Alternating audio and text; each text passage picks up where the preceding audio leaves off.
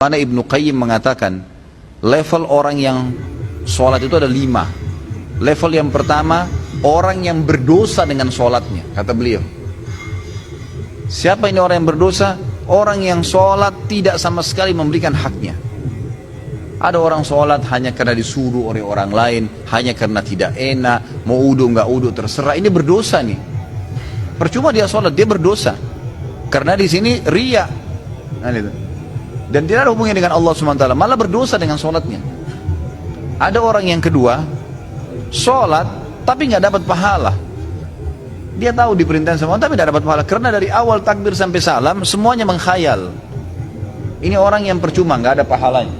Masuk dalam sabda Nabi SAW, ada orang yang hari kiamat diremuk-remuk sholatnya seperti pakaian kotor lalu dilemparkan ke wajahnya. Karena dari takbir sampai salam nggak ngerti apa yang dia lakukan. Untuk apa sholat kalau begitu?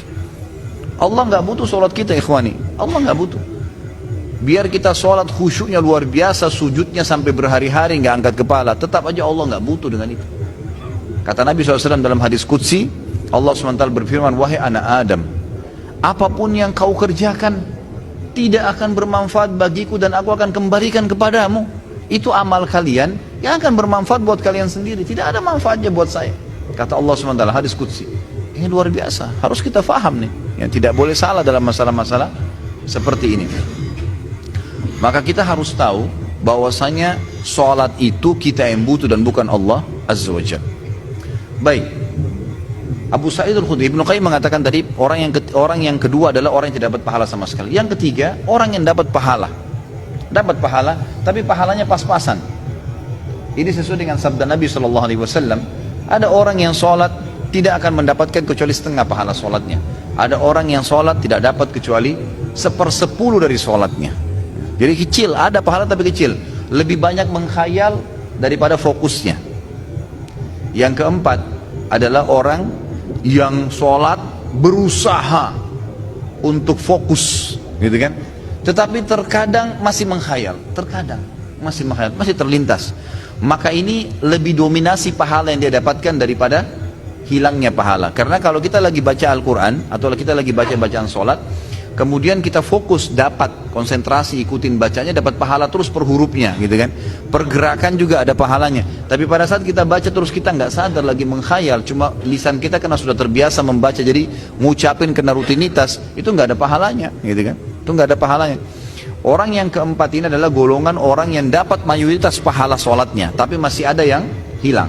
Bedanya tadi dengan orang yang ketiga, mayoritas pahalanya hilang, cuma sedikit yang dia dapatkan, gitu kan? Terbalik. Yang kelima ini yang luar biasa. Orang yang sholat semuanya dari takbir sampai salam fokus.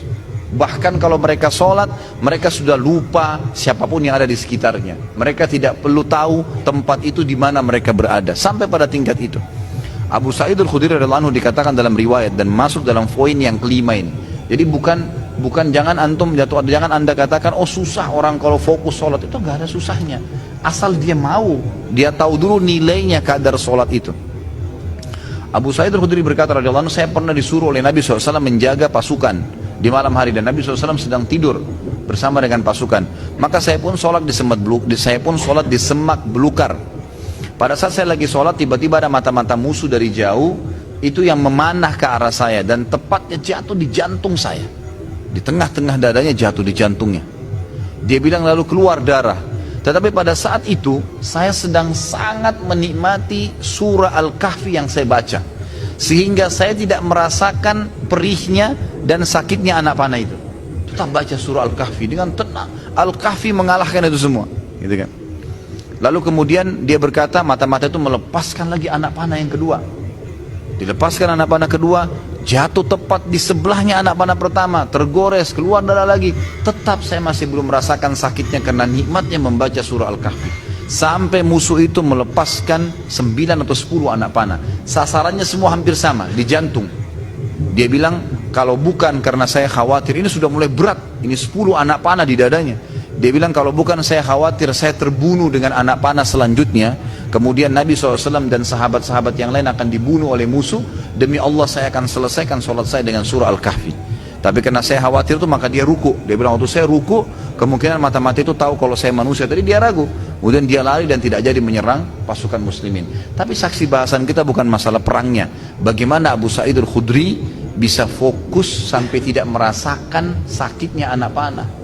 Coba nih teman-teman di sini kalau digigit nyamuk, ya. Digigit nyamuk gimana tuh? Jangan kan digigit, baru suaranya sudah buyar semua konsentrasinya, gitu kan? Seseorang di antara sahabat dan tabi'in dinukil dalam buku-buku tentang khusyuan salat, kumbang datang menggigit, menyengat dahi mereka, berdarah, mereka nggak bergerak, seperti batang pohon yang kokoh. Luar biasa itu. Karena mereka tahu sama siapa mereka berhadapan, gitu kan? Dan memang ini sudah menjadi tradisi mereka ya.